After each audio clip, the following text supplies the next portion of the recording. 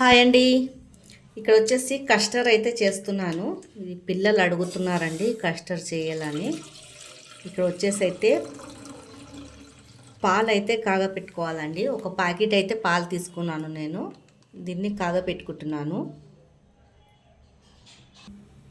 ఇట్లా పాలు కాగేటప్పుడు నేనైతే ఒక గిలాస తీసుకున్నానండి. చిన్న గిలాస, టీ గిలాస అంతా చక్కెర.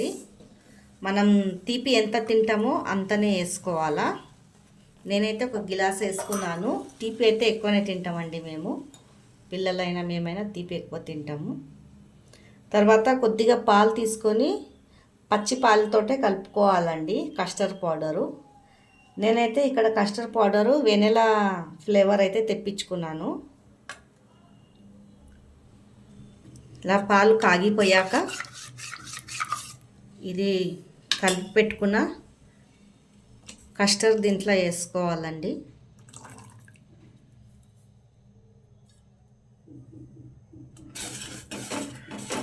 చిక్క పడిపోతుంది.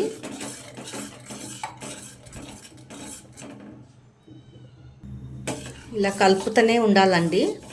కొద్దిగా చిక్క పడిపోతుంది చూడండి. ఇలా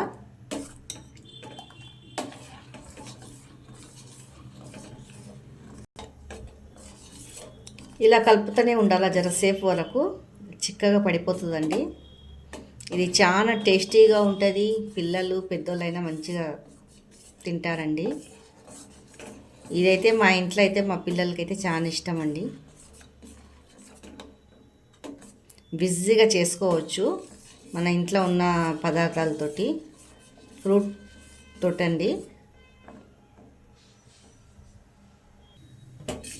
చూడండి చిక్కగా అయిపోయిందండి. ఇట్లే ఇక ఆపేయాల, పొయ్యి చల్లగా అయ్యే వరకు పెట్టాలండి.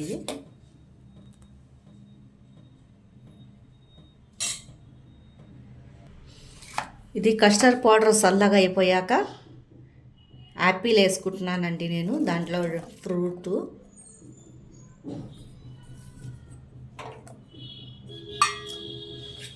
తర్వాత దానిమ్మ గింజలు,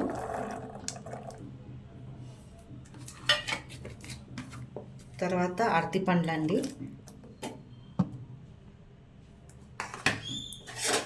ఇంట్లో ఏమున్నాయో అవే వేసుకున్నానండి.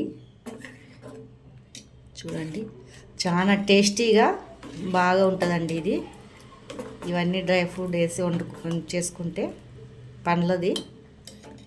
ఇది గంట సేపు అయిపోయాక ఫ్రిడ్జ్లో పెట్టి గంట అయినాక తీసేయాలండి. అప్పుడు తినాలా, చాలా టేస్టీగా ఉంటుంది. ఈ వీడియో మీకు నచ్చినట్లయితే రెసిపీ లైక్, సబ్స్క్రైబ్ అయితే చేయండి.